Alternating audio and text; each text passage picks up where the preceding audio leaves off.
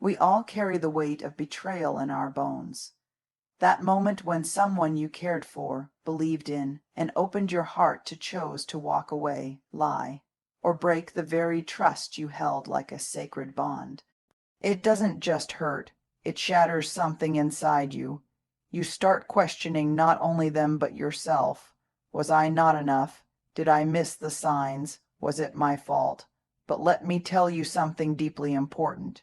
You are not broken because someone else couldn't value your loyalty.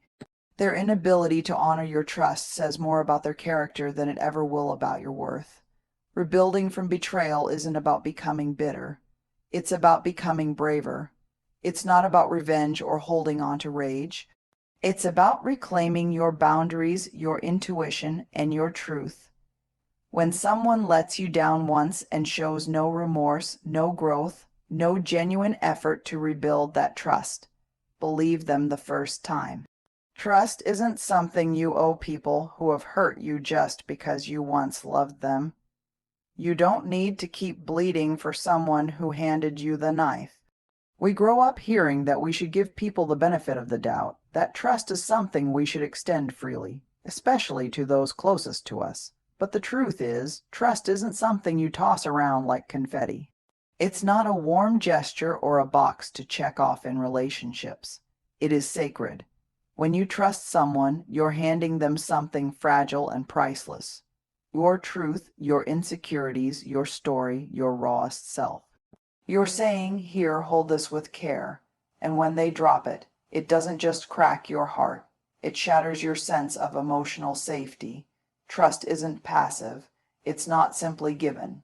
It's built over time through consistent, respectful, and honest behavior. It's earned by showing up when it's uncomfortable, by telling the truth when it's hard, by choosing integrity even when nobody's watching. When someone lets you down and expects you to hand that trust back without doing the hard, humbling work of repair, they're not asking for forgiveness, they're asking for access. And access without responsibility is a recipe for repeated pain. What makes this harder is that sometimes the person who let you down is someone you love deeply, someone you never imagined could hurt you. And so you wrestle with guilt, with confusion, with the hope that maybe it was just a one-time thing. But real trust doesn't just hinge on whether they didn't mean to. It hinges on whether they're willing to take ownership, sit in the discomfort of what they did, and do the work to become someone safer. Without that effort, without that humility, without that responsibility, trust should not be restored. You are not wrong for needing evidence of change. You are not cruel for refusing to pretend things are okay when they're not. Trust is not about blind loyalty. It's about mutual emotional responsibility. It's about safety. It's about knowing someone values your heart enough to guard it, not gamble with it. So the next time someone says, "Why can't you just trust me again?" remember that it's not your job to make them feel better about the pain they caused. It's your job to protect your own peace. And protecting yourself doesn't make you heartless. It makes you whole. There's a moment after someone has hurt you where they might come back and say, "I'm sorry." And maybe part of you wants to believe that's enough. Maybe you've waited for that moment, replayed it in your head, imagining that if they just said those two words, things could go back to how they were. But here's what no one tells you: "I'm sorry," without accountability, is just noise. It's a way to soothe their guilt, not to heal your wounds. True accountability isn't just about saying the right thing. It's about doing the hard thing. It's about standing in the mess they created and saying, "I did that. I broke your trust. I hurt you, and I won't pretend it didn't happen." It's about asking what repair looks like for you, not just what relief looks like for them. Because a real apology doesn't center the person who made the mistake. It centers the pain of the one who was hurt. We live in a world that moves fast, where people want instant forgiveness, instant comfort, instant return to normal. But trust doesn't work like that. Betrayal creates a fracture, and it takes time, consistency, and deep humility to even begin to rebuild. If someone has let you down and their version of making things right is to gloss over the impact, downplay your feelings, or guilt you into moving on quickly, they are not being accountable. They're being avoidant. Accountability means they don't get defensive when you tell them how deeply they hurt you. It means they're willing to sit with the discomfort of your anger, your disappointment, your grief, and not run away. It means they stop repeating the behavior, not just say they will. It means they invite hard conversations, not silence. They ask, "What do you need from me right now?" instead of, "Why are you still upset?" And if they can't do that, if they keep showing you that your pain is inconvenient, that your boundaries are offensive, that your forgiveness should be automatic, then you have every right to walk away. Because without accountability, apologies are empty, and trust cannot live where truth is unwelcome. Let them go. Let them face the echo of their choices. You are not required to carry the burden of their growth. Your healing is sacred, your peace is priority, and you deserve more than hollow words. You deserve real change. We are taught from an early age to be kind, to forgive, to give second chances. And when we start drawing boundaries, especially after someone has betrayed us, we often feel a crushing weight of guilt. That inner voice whispers, maybe I'm being too harsh. Maybe I'm overreacting. Maybe I should just let it go. But here's the truth. Protecting your heart after it's been broken isn't cruel. It's one of the bravest, most self-honoring things you can do.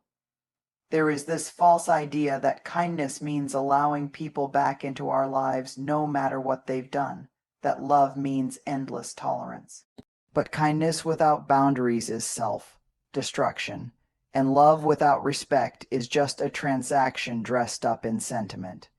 You are allowed to say, "You hurt me, and I will no longer give you the same access to me." That doesn't make you unkind. That makes you awake. Sometimes the most painful betrayal isn't the one that surprises us. It's the one we saw coming but didn't stop, because we didn't want to seem rude, cold, or unforgiving. We silence our instincts to protect someone else's comfort, while our own spirit slowly breaks under the weight of pretending we're okay. But protecting yourself doesn't mean building walls. It means building wisdom. It means choosing who gets to walk beside you based on how gently they hold your heart, not how long they've known you. People might call you selfish for stepping away from toxic connections. They might say you've changed. And maybe you have. Maybe the version of you who used to tolerate betrayal no longer exists. That's not loss. That's growth. That's transformation. And transformation often looks like distance. It looks like no longer answering the phone when the same pattern calls. It looks like choosing peace over people, pleasing and self-respect over second chances. You don't need to explain your boundaries. You don't need to apologize for the space you take up or the protection you now demand. People who truly love you will never confuse your self-respect with cruelty. And those who do, they were never safe for your soul in the first place. Loyalty is beautiful until it becomes a cage, until it demands that you silence your pain, ignore the warning signs, and shrink yourself to preserve someone else's comfort. We often confuse loyalty with endurance. We think that staying, despite the lies, despite the letdowns, despite the slow erosion of our spirit, makes us strong. But real strength is not in how much pain you can carry. It's in how much truth you're willing to honor, even when it breaks your heart. There's a dangerous narrative that if someone has been in your life for years, if you've shared history, memories, moments, you owe them your loyalty forever. But time is not proof of trust. Years together don't erase betrayal. Shared pasts don't guarantee a shared future. You can remember the good and still walk away because of the bad. You can love who someone was and still protect yourself from who they've become. Self-betrayal happens quietly. It's in the way you excuse their behavior over and over. It's in the way you start questioning your own needs, calling them too much. It's in the way you tell yourself, maybe this is just what love looks like, while your soul whispers, this doesn't feel like love at all. Every time you silence that inner voice for the sake of loyalty, you chip away at your own truth. You send a message to your heart that it's less important than their comfort. And here's the reality. Anyone who asks you to stay loyal while they dishonor your trust is not asking for loyalty. They're asking for your silence. They're asking you to abandon yourself in exchange for their convenience. That is not love. That is emotional erosion. You are allowed to choose yourself, even if you've known them for decades, even if you once thought they'd be in your life forever, even if walking away breaks your heart. Because true loyalty starts with your loyalty to your well-being, your values, your peace. And when those things are at risk, the most loving thing you can do is stop showing up for someone who keeps letting you down. That is not cruelty. That is clarity. That is healing. That is freedom. One of the hardest truths to accept is that closure doesn't always come in the form we hope for. We wait. We replay every moment, every word, wondering what we missed. We write messages we never send. We imagine the conversation where they finally understand how much they hurt us, where they apologize, not just for what they did, but for the way it made us question our worth. And when that moment never comes, we feel stuck, haunted by the silence they left behind. But here's the truth no one wants to say out loud.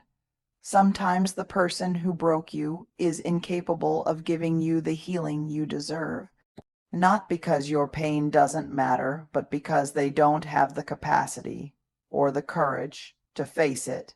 And holding your healing hostage, waiting for them to show up with answers, only keeps you chained to the very wound they caused.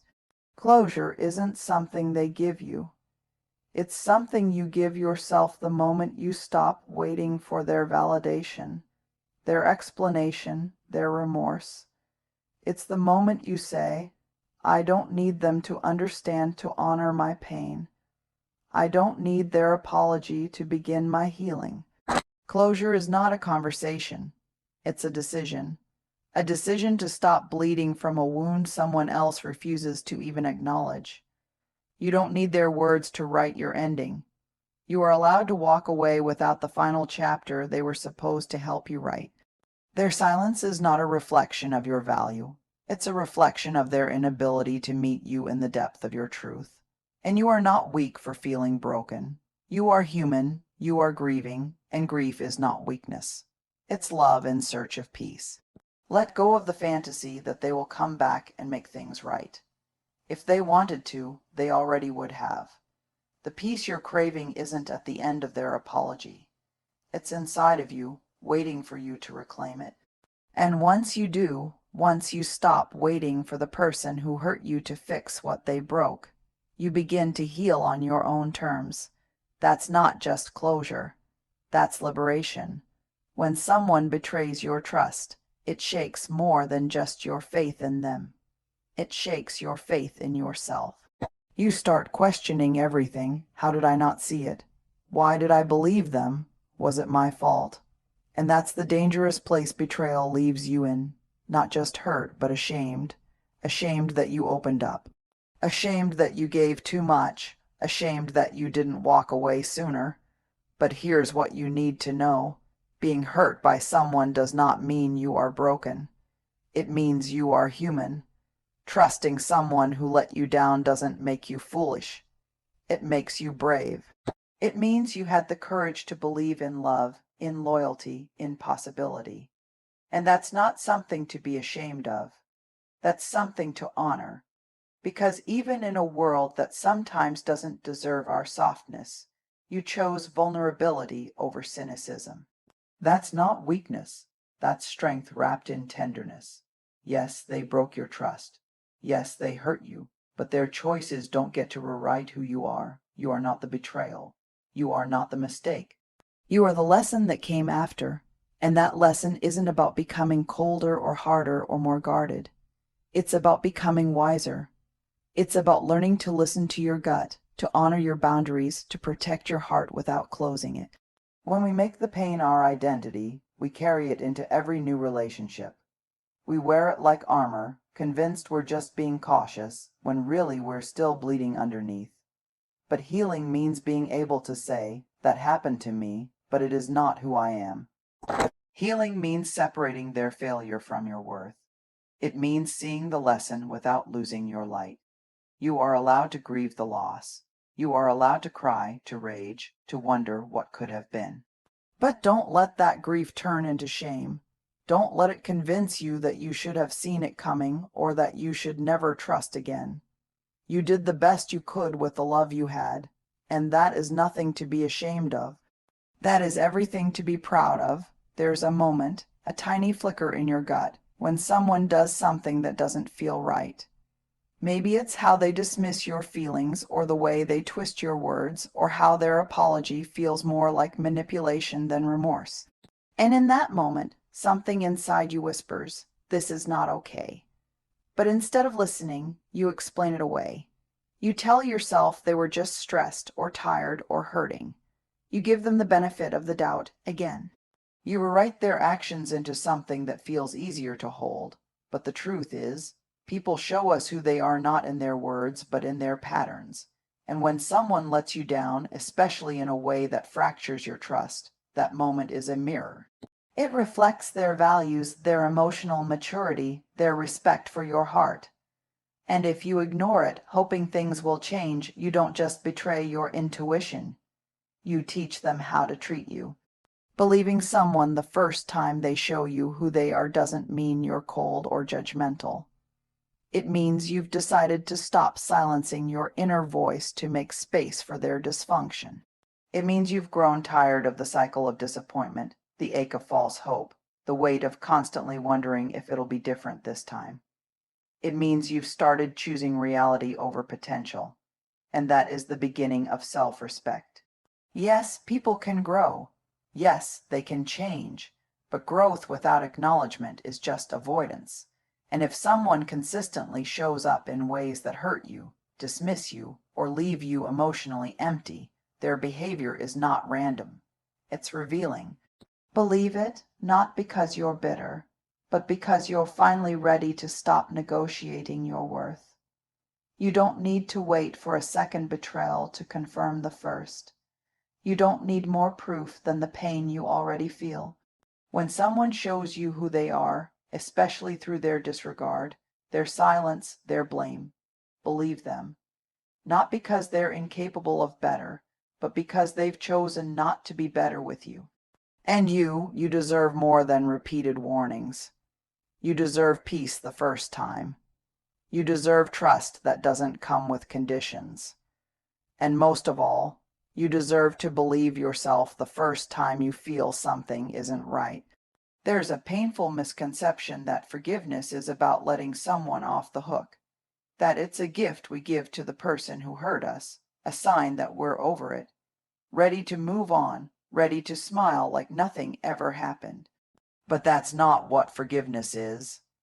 That's what performance looks like. Real forgiveness isn't clean, isn't quick, and it certainly isn't about erasing the wound. It's about choosing your own peace over your past pain.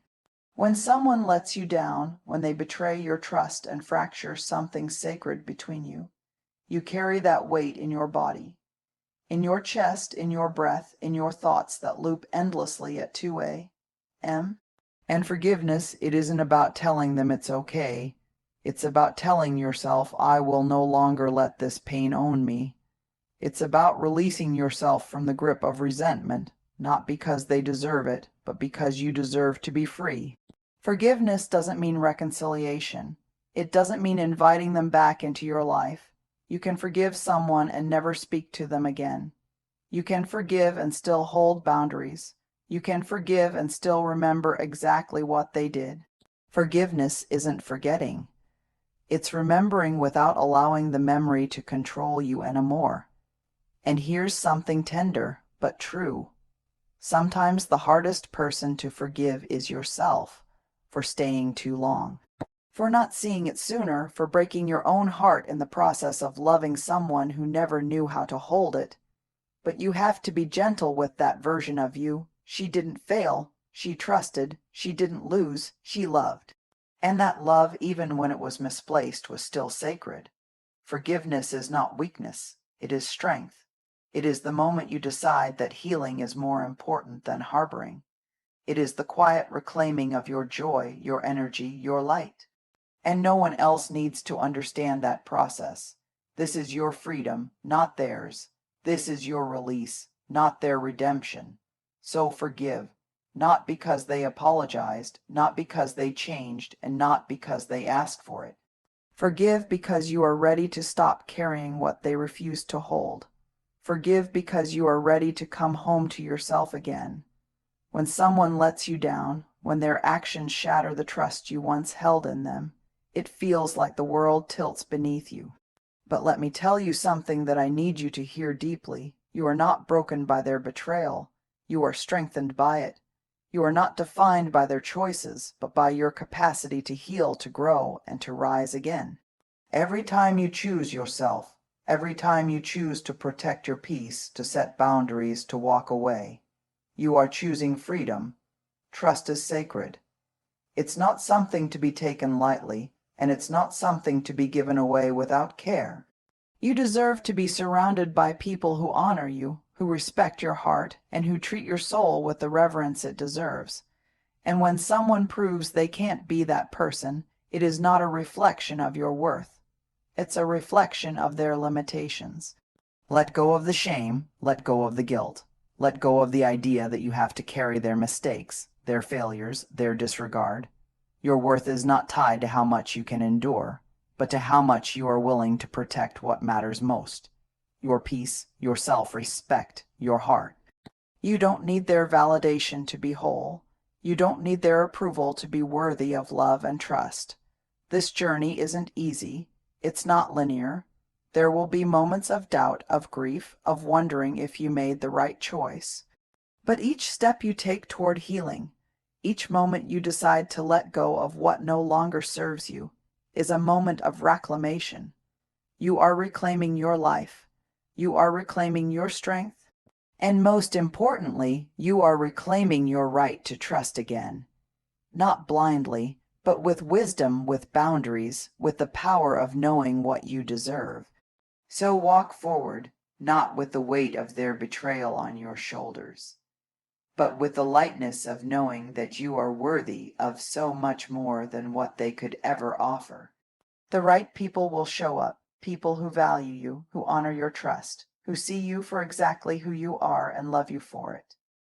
And until they do, walk with the confidence that you do not need anyone to complete you.